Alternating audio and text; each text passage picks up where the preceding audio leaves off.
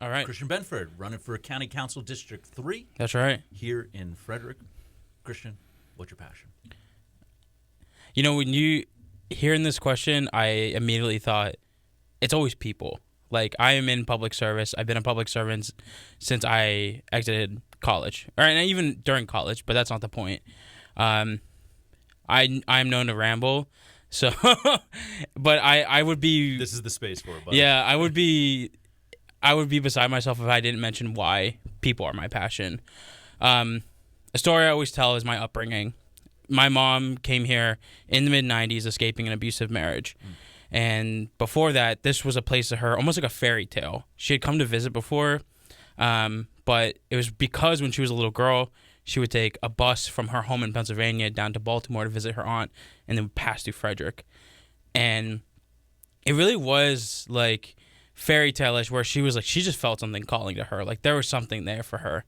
So ironically, while she's trying to escape her marriage, she's working in a domestic violence shelter.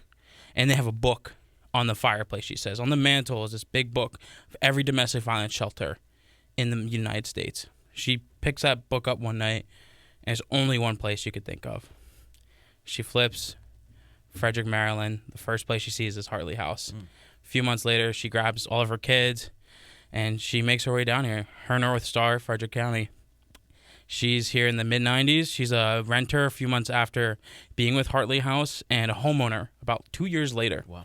Yeah. And growing up, you know, she was pretty much a single mom for most of my upbringing. I am the son of an immigrant, 2 immigrants, but she was really my main provider. When I was in middle school and high school, we had come back to Frederick after being in Pennsylvania for a little chunk of change, and we weren't even paycheck to paycheck. We were like paycheck to like under paycheck, like paycheck to poor, really.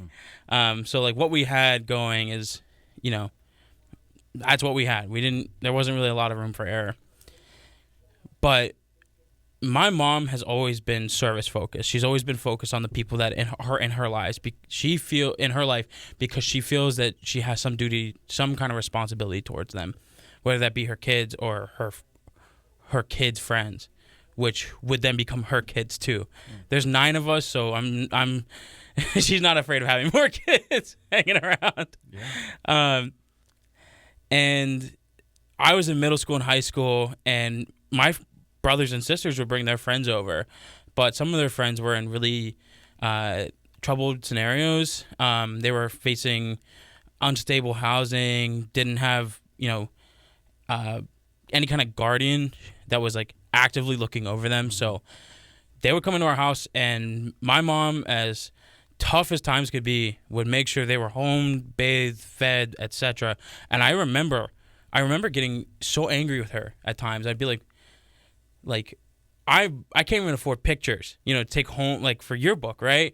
And she's here feeding and bathing the poor, and because we're the poor, like, how are you helping these people? But she'd always tell me, well, it's what my neighbors did for me when I was a young single mom. And that really resonated with me. I think it was just such a formative time in my life. And from there, I knew whatever career I had going forward would have to be in service to others. I had a very limited scope of what I thought I could achieve being a young first-generation poor kid. But, I mean, I went to college and I got my Bachelor of Psychology, did 6 courses my last 2 semesters, and still graduated cum laude. But my idea was that I was gonna go become a therapist, because I was like, what's greater than like being able to help someone in these tough emotional times, you know, that I had when I was growing up. But I got an opportunity to work for Baltimore County government with the county administrative officer, and her name is Stacey L. Rogers. She's now the acting secretary of Human Services in Maryland. And she is, I believe, like the most exemplary person that like represents public service, like someone that wants to be a public servant. And she showed me that. And I quote her and I quote Eugene Debs, who they talk about your brother being your brother's keeper, what it means to, you know, how can you watch anyone in this world or around you, even your neighbors, struggle to survive, whether that be in getting access to homes, food, childcare, what have you, and not try to do something about it. And that was like another just pushed for me to be like, this is where I need to be. Public service. There's something so fantastic about being able to serve the public and not shareholders. No hate to anyone in the private sector. I genuinely believe being in public service is the most noble profession there is, because your job is to make sure everyday residents, constituents, doesn't have to be just citizens, are taken care of, and that we're having a system that actually works for people. Or how do we work to make sure that system or these programs work better for those people? So I love being a public servant. I believe people are my passion. I mean, we have so much, right, collectively, that if you just piled everybody's wallets on top of each other, certainly a couple of them are going to be giant, and the vast majority are going to be really small. But if you add them all up, we have more than enough for everybody. And somewhere along the line, and I don't know if it was 4,000 years ago or if it was only Industrial Revolution, but somewhere along the line, and certainly accelerated now in the kind of post-truth social media world, but somewhere along the line, we lost this sense of the community. What's happening with my neighbors matters and is happening to me.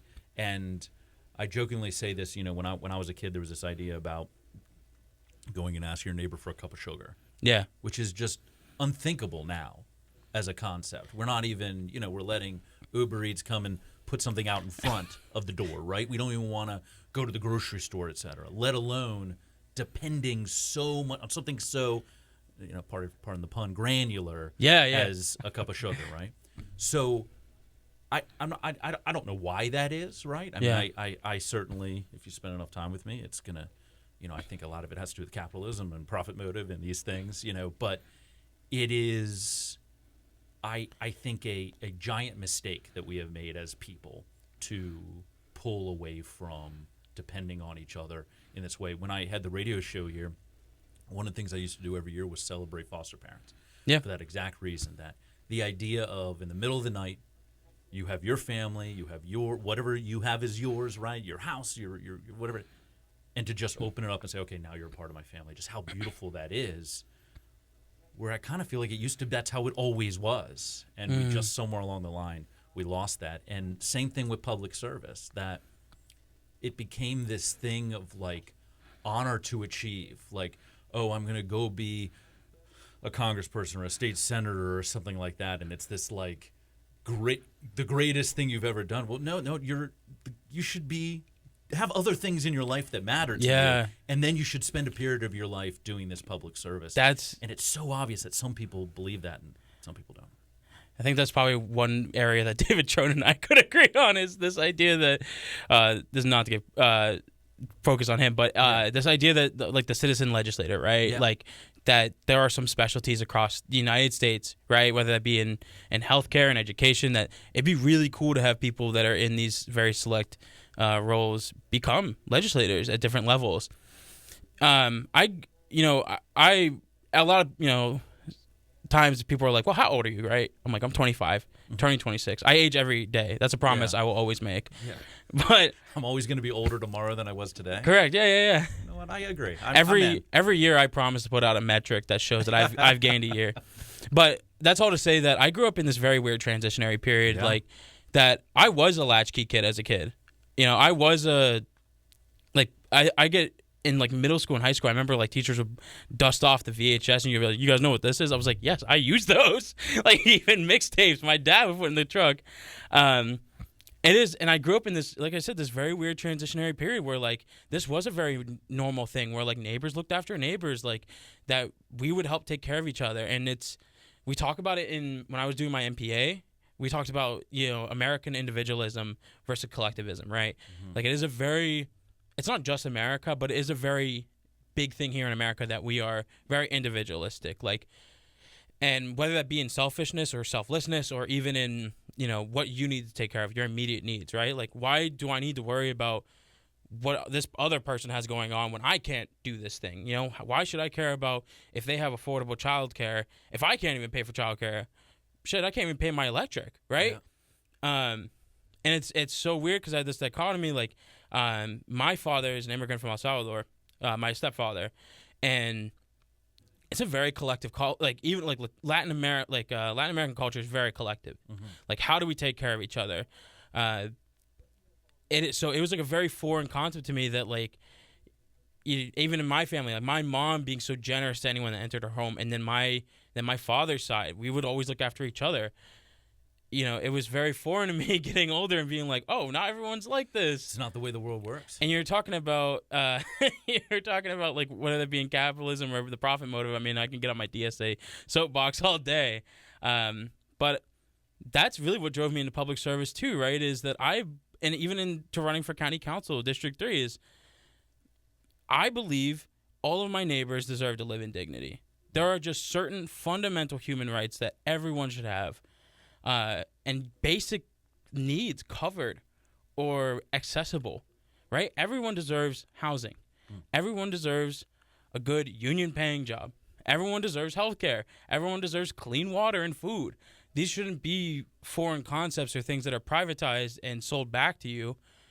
This is just what people need. Yeah, there's this idea of inelastic demand that, like, you know, when you're, and I apologize to anybody if I've used this analogy before on one of these conversations, but if I got a guitar and I want it, and you're going to buy it from me, and you go, you know what, I'll give you $100 for it, and I go, okay, great. That guitar is worth $100, right? Because I am willing to exchange that thing for you. Yeah. But you don't need it, right? You want the guitar, and you're willing to pay the $100 for it. Housing's not like that. Food's not like that. No. You need to live somewhere.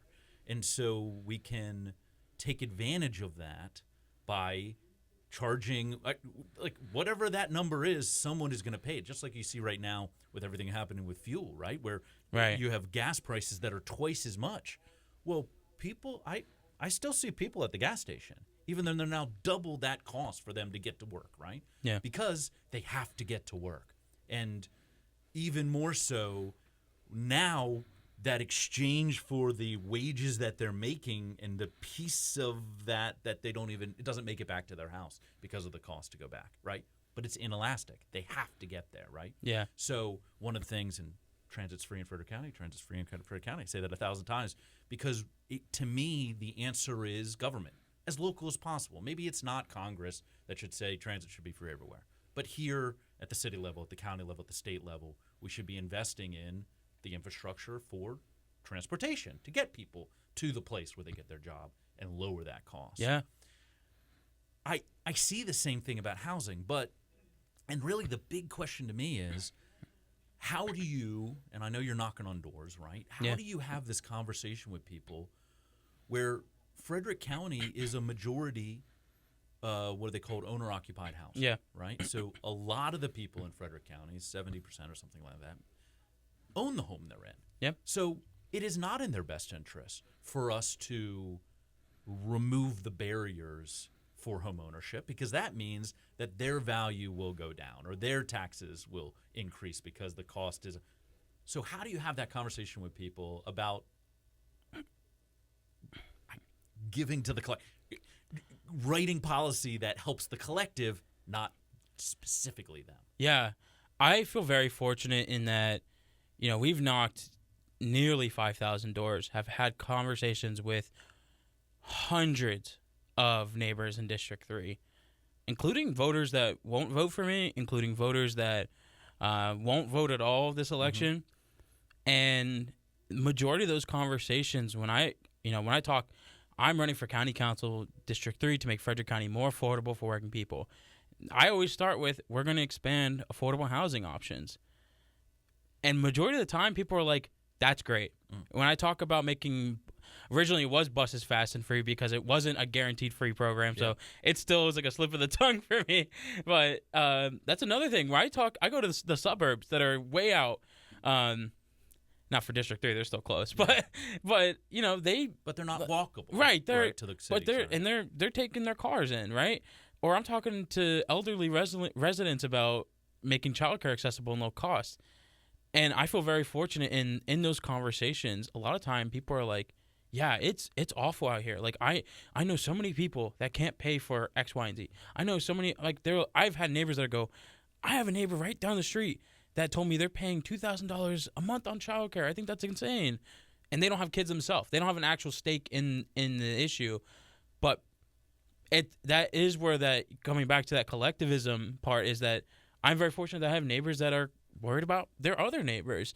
Same with majority of I've talked to we have a very high Latino population in District 3, and it's mostly non-Latino residents that are like, man, what ICE is doing is awful. Yeah. Like I don't want to see my neighbors get kidnapped. This is coming from mostly non-Latino neighbors. Do you think that it's gotten so bad that people are going, okay, maybe I can't be selfish anymore? Like, I think what's happening? I think people are more aware of the great wealth inequality that is in this country, right? In the 90s, we had, 90 billionaires, and now here in 2026, we have 900 billionaires. Yeah. This is something that is getting politicized, right? Rightfully so, that, hey, this kind of wealth inequality is gross. Martin Luther King talked about this. Call it democracy, call it democratic socialism. There has to be a better way to distribute, wealth in the country. I definitely butchered that, but it is a very gross thing to see play out live. That you have the federal administration right now, very clearly caught up in corruption to help the billionaire class out. Yeah. So I think people are just more aware of, like I said, the great wealth inequality that is in this country, but also even localized here, where people are like, man, no one can afford to live here anymore. And these are coming from people that might not even have to worry about that. Yeah. Well, some of it is because their kids are living in their house, Yeah. right? That I've had some conversations with people that are comfortable, that are in this Yeah. space where it wouldn't really bother them, but they go, my kid is 22 and I don't see him ever leaving. Yeah. Right?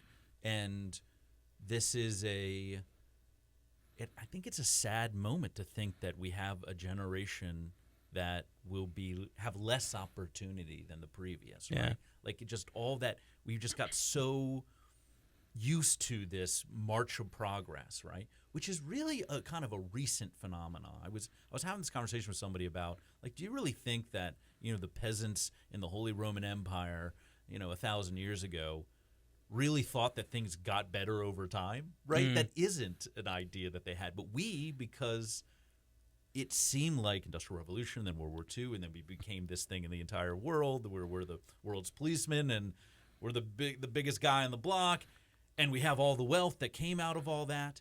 And one of the most horrific charts you ever see is the percentage of tax rate over time. Where, like, in 1950, it's like this big curve up, right? And the people that have all the money are all paying all the taxes. And then it gets to today, and we're all paying the same, amount, percentage. It trickled down, but not in the way that Correct. it should have. They're not paying his taxes, Yeah. right? And so some would, and so I certainly have my libertarian friends that would say, well, this is charity. Mm-hmm.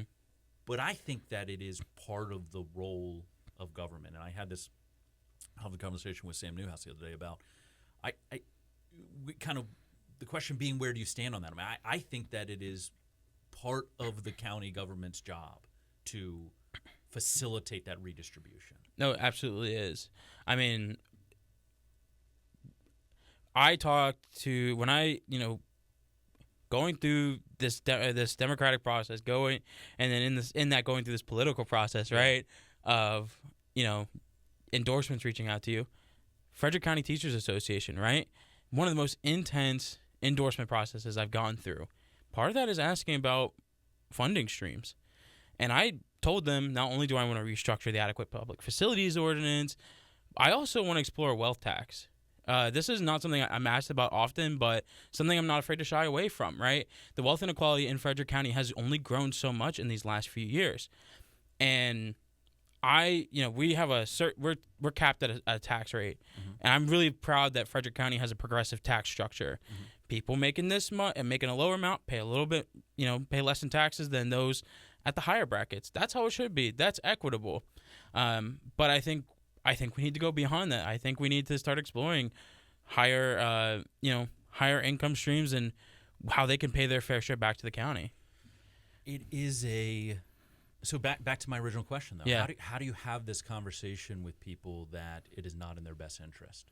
Is it just we say, look, you don't matter as much? Is it a compassion argument? Is it a moral argument? I mean, how do we convince somebody to vote, again, not in their individual best interest? Something again, very fortunate that a lot of conversations people are like, I'm not in that kind of situation. We're very comfortable, but I want that for other people. Yeah. The times that people have kind of pushed back or at least been like, well, what does that do for me, right? We all want a village. We all have to be villagers, right? I say what's good for the working class is good for all of us. When your neighbor, take this for example, right? I talked to an elderly gentleman about childcare.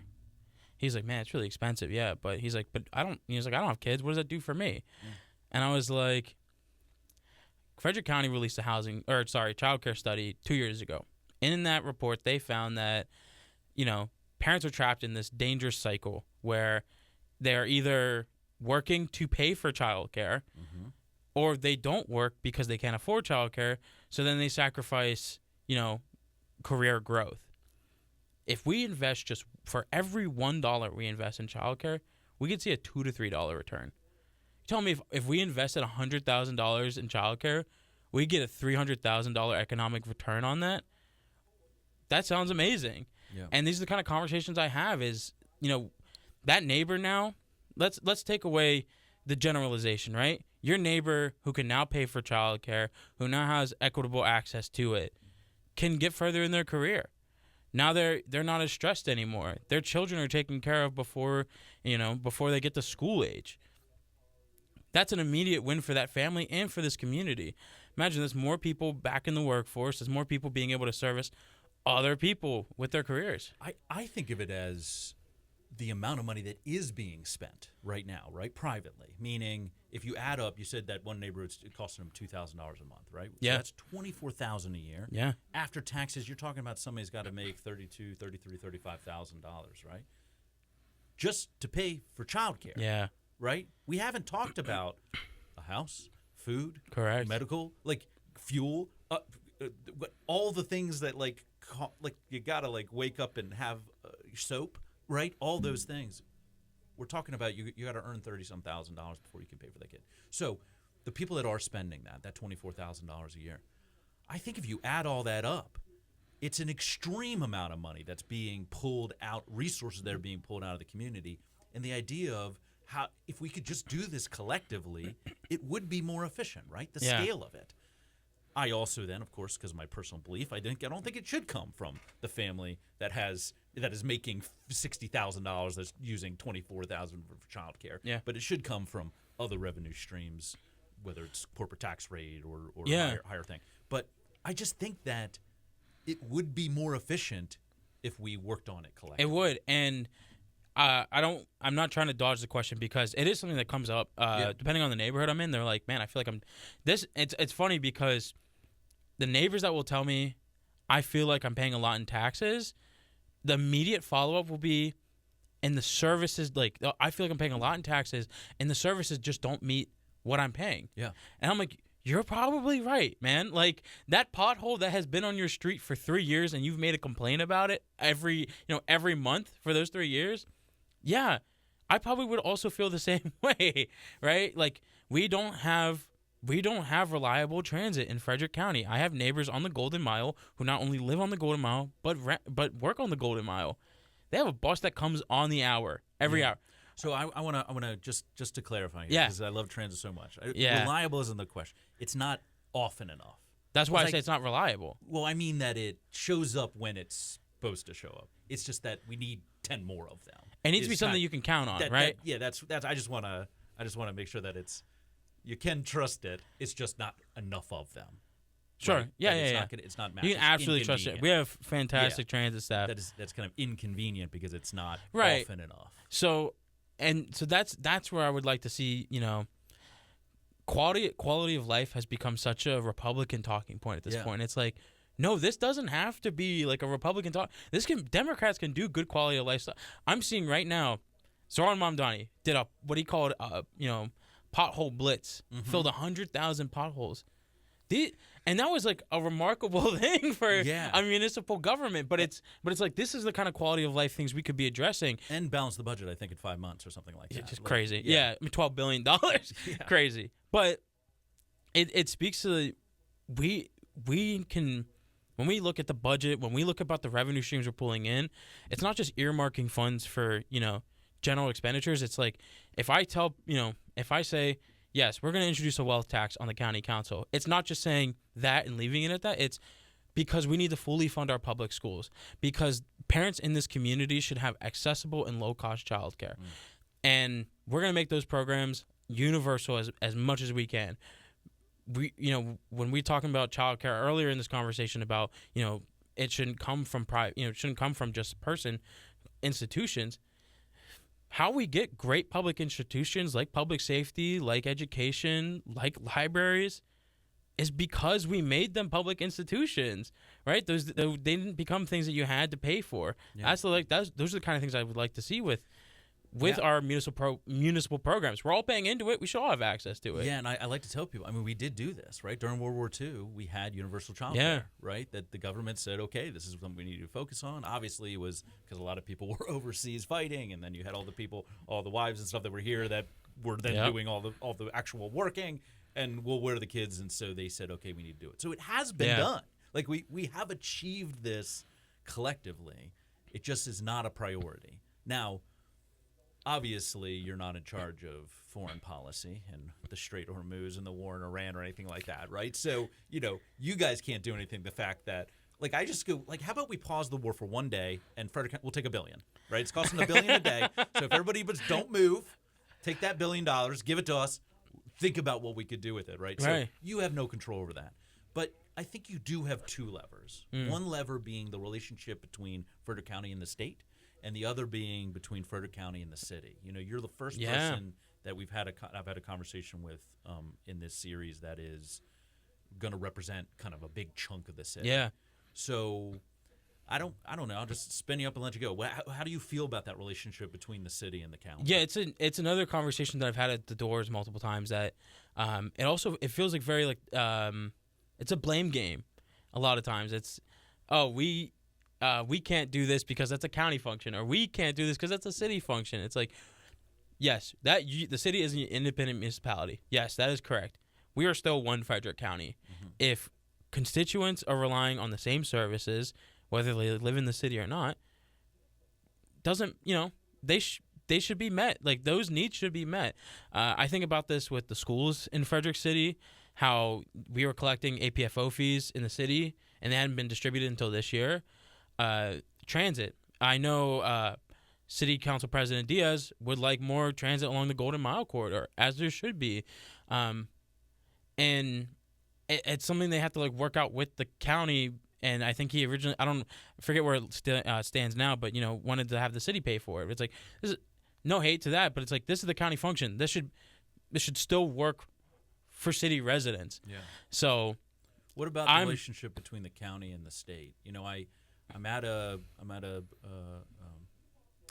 workforce development board meeting for career and apprentices and all this stuff down in Montgomery County, and Secretary Wu's there, and up on the screen they're talking about the money invested, and they say, okay, Frederick County got $34,000 for essentially it's like a mobile safety lab. So it's this mobile safety lab that goes around and teaches students first aid and stuff like this, so they can have OSHA, so they can have a couple of certifications and stuff, part of this career ready world we're in. Yeah. And then the next line was $473,000 to Montgomery County for a one-stop shop for apprentices and businesses so that they can all work together. Mm-hmm. And that kind of inequity was just so blaring, but it was like this page and then 10 times the amount of money. Now, I know they got a lot of people, but you've spent some time, you didn't really talk about that in your story, but you spent some time in working with Dr. Kerr in the House of Delegates. So, is this they just don't like us? Is it just like maybe we're not yelling enough? I mean, that's always been my perspective, is we're just not being annoying enough. But is it just a structural thing that we are always going to forever have this fight? From your perspective, I know that you weren't, you didn't serve in the House, but you spent a lot of time this year. In Annapolis, so these, as Delegate Kerr calls it, is a 90-day sentence down in Annapolis. He obviously had it a lot worse than I did, but yeah, working with him. He lost. I saw him the other day. It looks like he's 10 years younger now that he's back. He's a little brighter. He's got more pep in his step. I have so many good stories from that time, man. But yeah, is it just structural? Are we just? I mean, right now we have fantastic legislators, at least that represent the city. No hate to the county. I live in the city. Yeah. Right? We have Delegate Kerr, Delegate Fair, Delegate Simpson, Senator Lewis Young. Right? I don't think it's an equity thing, and I don't know. I really would like to see what are we fighting for specifically, right? Yeah. Are we, like, some of the projects we had include the splash pad. There was like you had just mentioned, that service for youth, for students. I would just like to see that what are we fighting for specifically, right? Like, what is a priority for us that, is that a priority in Montgomery County that they had a bunch of small businesses or, prospective small business owners that needed a one-stop shop for that? Yeah. We kind of have something like that now in Frederick County. The service is very limited, but that's no hate to them. I would just like to see that where our priorities aligned for these kind of projects. Maybe I'll ask it like this: is that a role you think of county government? I told county council at the door, right? I get this so often: is what's a county councilman do? Yeah. Right. And fair question. And I break it down very simple. I always say, I'm running for the District 3 seat, right? I'm running for a district seat, not at large. And I'm coming to represent this neighborhood, every other one in District 3. I am the district's advocate. If you want me to have a conversation with the city about how your streets were unplowed, I'm going to go talk to the city about that. If you're having trouble getting your food stamps approved or your unemployment approved, I'm going to go talk to our state leaders about that. I am your advocate.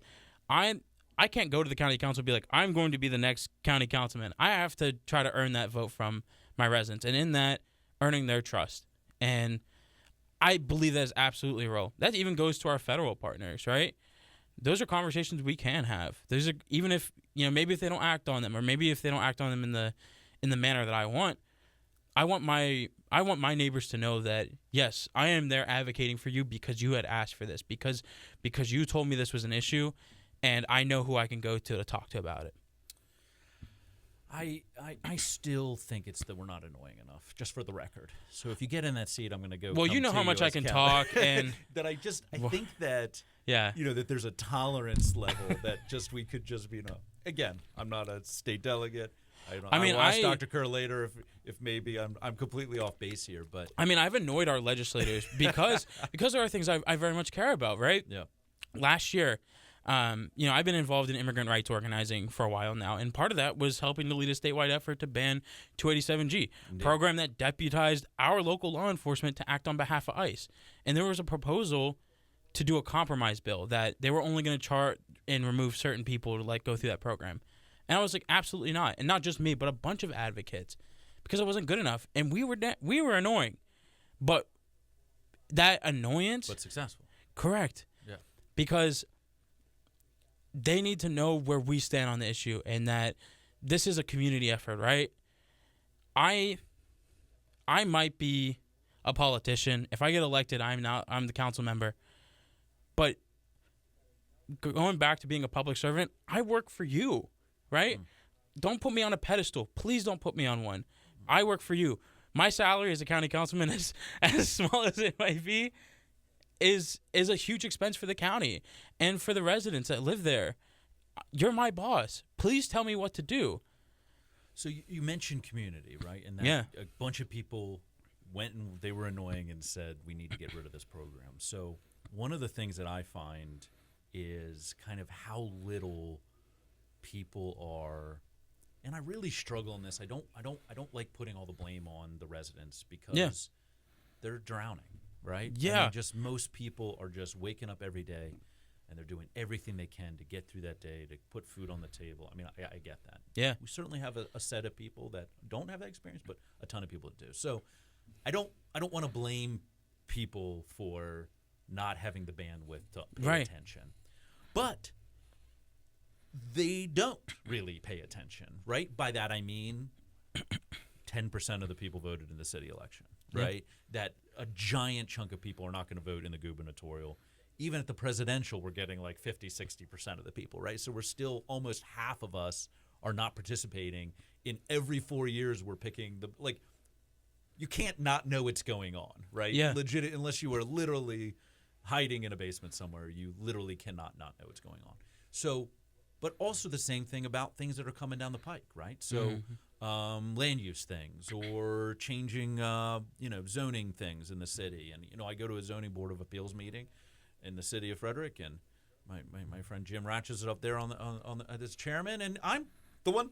It's me, right? Like, there's no other people. You wouldn't believe. Yeah, sorry. Go ahead. So my question is how do we engage people back in, because things happen that people get really upset about, but I'm always kindly trying to explain that you really needed to be upset a year and a half ago when they first showed up and said, hey, we're going to change this parcel, we're going to add this thing, we're going to build that Walmart over there.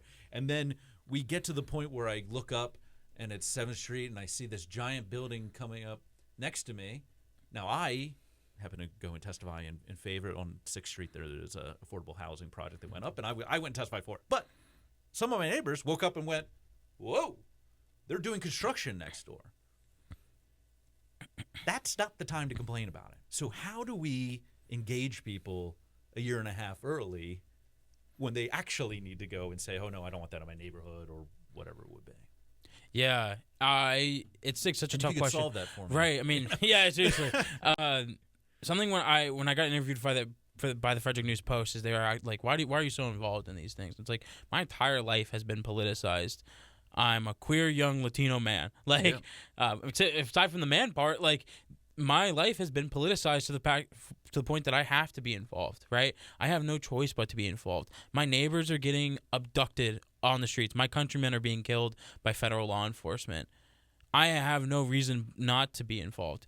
That's no shade to people that aren't involved, because being working class in this country means wondering why the things in your life aren't working, but not being able to connect it back. Something I see in organizing a lot are people that want to get involved, and sometimes they drop off because we need to foster a culture of, like, it's when they approach and they say, I want to get involved, it's about yes and, not, yes but, right? How can they fit in to get involved in these daily activities?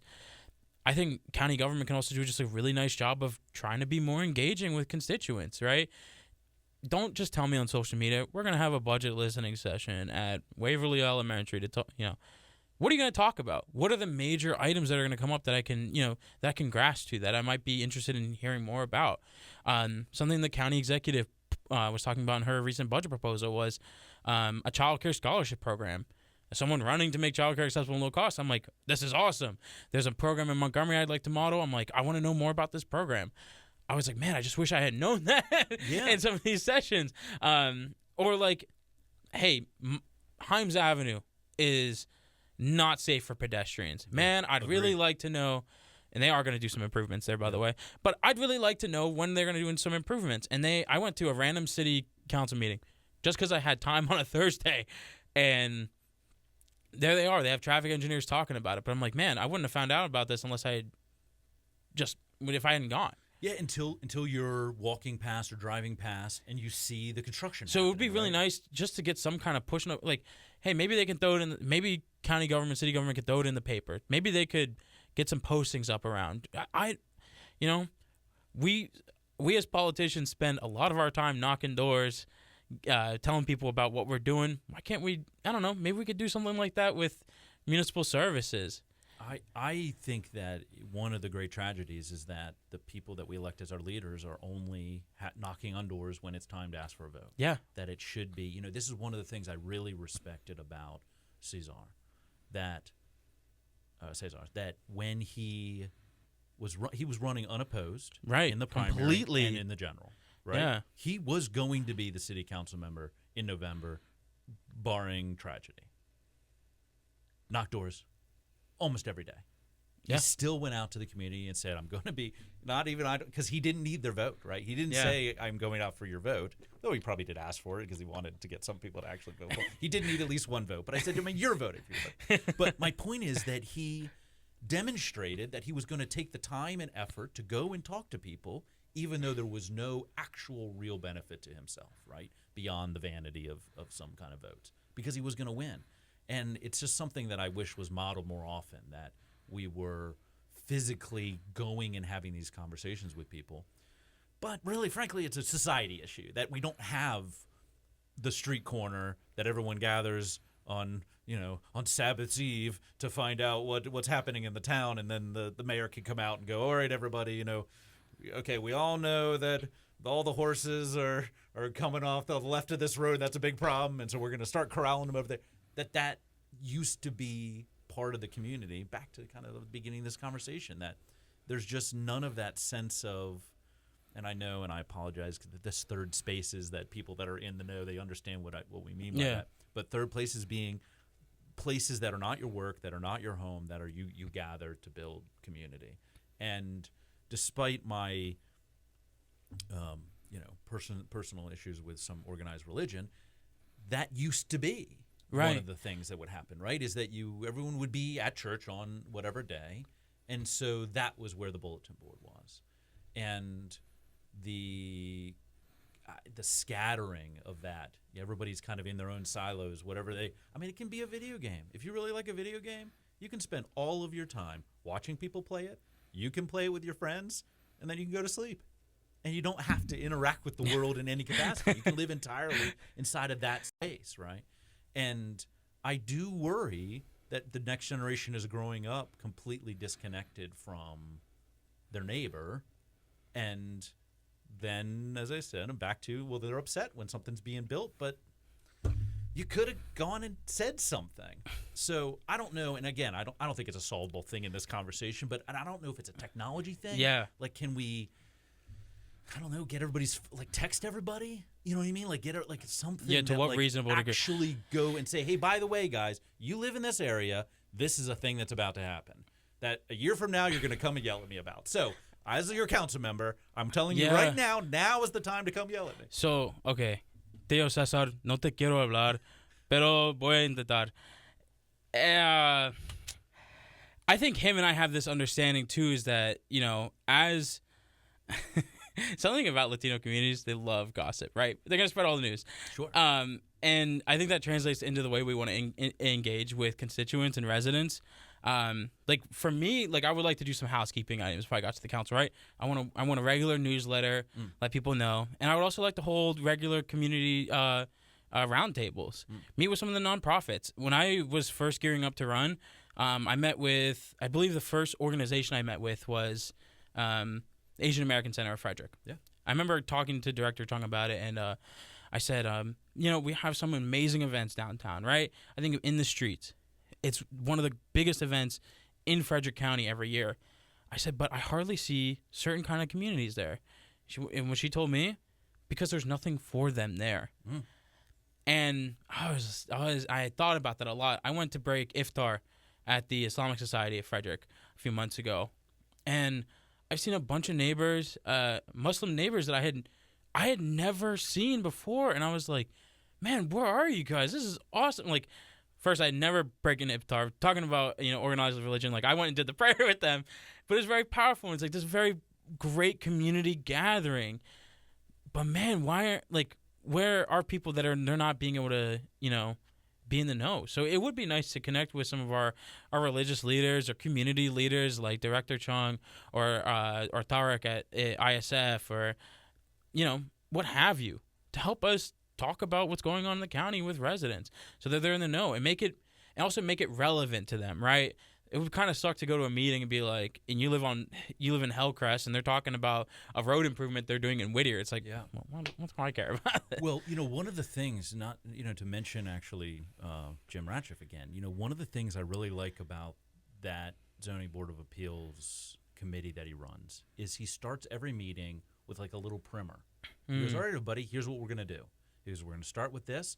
This is what that means. He goes, now we're going to talk about this. These are people that are trying to change zoning. What is zoning? Zoning is how you, and he just gives a couple minutes that says, all right, now everybody in the room gets it. They understand how this process is going to work. It's something we don't do well in government. As a public servant, something we run into a lot, and they always try to make rules around it, but they're still bad at them, is speaking in plain language, right? Even I go to meetings still, and you wouldn't believe how many 3-letter acronyms we just throw around like everyone should understand. It's like, can I get like a dictionary thesaurus, please? Let me get something. And it alienates a lot of people. You go to a county council meeting, and they're talking about very complex contractual agreements, or they're talking about major zoning decisions or land use decisions, and you're like, okay, you're talking about square footage, and we're gonna prove it at $1, and it's like you're lost now. Yeah. Can you please just give me the overview? And I believe you can still do that without, risking any kind of political backlash or, what have you. You can still talk to people regularly. Yeah. A perfect example, sometimes at the door, and I appreciate it, is like they'll be like, well, Christian, like, how do you want to make childcare accessible and low cost? How do you want to expand affordable housing opportunities? One thing I'd really like to see with childcare is investing in a real estate investment trust. But I'm not going to go around to people in the district and be like, yeah, I want to establish a right, and we can have public and private partners. Cut that out, because no, you've already lost people. Yeah. Hey, I would like to see more dollars invested from public and nonprofit partners to help establish, help us source more, facilities to establish childcare at or something, And I didn't have to go into the technicality, because they also don't care about the technicality. Well, back to the give me the meat and potatoes, man. People are so, as I said, they're just barren. That they are just spending all their time thinking. You go back to Maslow's hierarchy of needs. It's just that when you don't know where your rent's going to come from in 2 weeks, it takes up your whole brain. Yeah, right? It's your entire space, and we can have a complex conversation, and it has nothing to do with people's capacity. One of the most fascinating studies I saw was there was I think it was an Indonesian village or area or whatever, I don't count, an area where it was very seasonal. They had a harvest season, and they made all their money like that week. And then they were, rich, but they had lots of resources for like a month or two. Yeah. And then they started using those resources, and then it would get to almost nothing, and then back to harvest.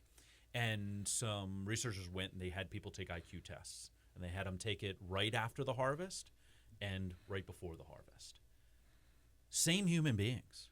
No change to the human being composition. The IQ, which again, forgetting whether or not this is accurate, it's just the idea of a benchmark. Sure, yeah. Was lower right before the harvest. Mm. Why? Because they were worried about food, and they were focused in on that, and that was taking up all of their space in their brain. And they didn't have, I'm going to use the word capacity, but I don't mean in capability. I just mean they were thinking about, are my kids going to eat? Right. And that as much as we can relieve people of that, we need to, because to your point, we then get better productivity, and then they make more money, and then they spend more money at the local shop, and the local shop has a little bit more money, and then they can pay, et cetera, et cetera, et cetera. But it's also we need to meet people where they're at. Yeah. Is just a big part of this, that we need to understand that it is not a detractor that somebody doesn't understand land use. It is the responsibility of government, in my opinion. Correct. To explain it and to go to people and go, hey, does everybody get what we're talking about here? And again, I think that some of the individuals, both in the county and the city and our state delegate, I think they do a good job of this. I just wish it was everything, that you could walk in and you could have like a translator. Like, you can put Google Translate up and it'll like tell you the other language. Well, it's even some of our when people are more knowledgeable, and it's like when we talk about a budget, right? I always simplify it to, is a budget is a reflection of our priorities. What are we putting money towards? But then it gets complicated for folks when you say, so the operating budget is this and the capital budget is, and it's like, well, there's two different kinds. Like, are you telling me, wait, so building schools goes into this one, and paying people goes into this one, and that's where we could do such a better job of just kind of making them. Yeah. We're not treating people like they're stupid. A lot of people are just not in the know. I have had just the fortunate circumstance of being in C-suite government, talking about these items over and over again. Yeah. When I was working in Baltimore County, my boss was the county administrative officer. She oversaw all the departments. So I was in conversations about Department of Corrections, conversations about planning and zoning, conversations about economic development and budgeting. So these are concepts that I'm no way an expert in all the way, but I've had the opportunity to get to know what some of these things are. You've been exposed to these acronyms and these phrases and this vernacular. Yeah, and that's where that's where I see my job as a public administration, and with being a master public administration, being a public servant, it's I feel like that's where a lot of my job is hey, how can I make sure you understand what we're talking about? If I don't want to just say we're approving a parcel for X what's gonna be there? What is the point of this? Maybe I don't have to explain all the economic benefits or whatever, but I'm gonna tell you hey, we're gonna build this construction you see going up and you have no idea what it is. It's actually gonna be a school. Yeah. I really try to remind people though that while it isn't structural now, I do think that a lot of the people that are currently on the council, that will be on the council, that I think you all would sit down and explain those things. Yeah. And some people, they kind of scream into the void about how upset they are about something where I don't think it's my privilege. I think that I'm a citizen. I call somebody and I go, hey, it doesn't have to be this week. Can I have a cup of coffee with you at some point? Because I'm trying to understand the environmental impact of this thing. Yeah. And if you're not the right person, can you get me to the right person? Get me the right that person. Explains it. And then there's somebody in county government. And the other thing is just forgetting even the politicians and the people on the council. Everyone else in the government is people. It's human beings like you were when you were working in the city office in Baltimore. It's human beings that care about their neighbors. Well, they live here and they're part of it. And so they have some expertise. And I think that we should again, the problem is time, right? You don't have a lot of time, but maybe they'll take a phone call. Yeah. Maybe we can have a phone call. It's a great point you brought up. It's I don't think some of these people are they're not explaining some of these out of malice. It's just, I think sometimes just oh, I didn't know this was an issue. Correct. I can't make an assumption for everyone. It would be nice if maybe I'll be careful about it, but it would be nice, if you had full-time citizen legislators, right? Yeah. If you had full-time citizen legislators that had offices, and not only is it's not just an office where I have a nice throne and a big standing desk. Big standing desk. It's somewhere I have a chief of staff or an assistant that can help with constituent engagement to let people. So when they call, they're like, "Man, who's my county councilman? Oh, it's Christian Benford. Okay, let me call his office." And they're like, "Hey, I live on Waverly. There's this construction going on down the road. What is that? I have someone in the office that can do that." Would be really nice. Yeah. I think for the limitations we're in right now, it's my duty as a council member to work with what I have and be like, okay, I've been in this game before. I know I know who I can talk to, right? If someone calls and is if they live in the city, right, and they're maybe hey, my landlord has, I don't think he's done a lead paint test or whatever. I know that's a city function. So now I can go direct them to the, to the housing to the division of housing down in the city. Yeah. Right? That's my job now as a legislator to connect them. This is one of the things I brought up in the city election last year a lot was I think that we should have a quality of life director, a person whose job is to know how to navigate the government and how to help people navigate it, right? So we talk about all the time in the school system about having navigators, having counselors and stuff for kids trying to get into college, and because these are, you do it one time, it's a tough path. You do it 85 times, you know what you're doing. I mean, and to have people whose job is purely to navigate the government for the citizens. So, all right. Yeah, some people just get super overwhelmed, and right, they don't know where to go. I want to do something about this, but do I talk to planning about this? I think I know where to plan. Somebody whose job was to know where you go. I mean, it would be just nice to have a 311 line.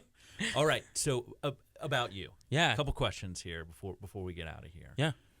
Tell me about a time you made a mistake, and how you rectified that, how you experienced that, something that you were wrong about, and then how you navigated that. Because I just think how people think matters so much. Yeah.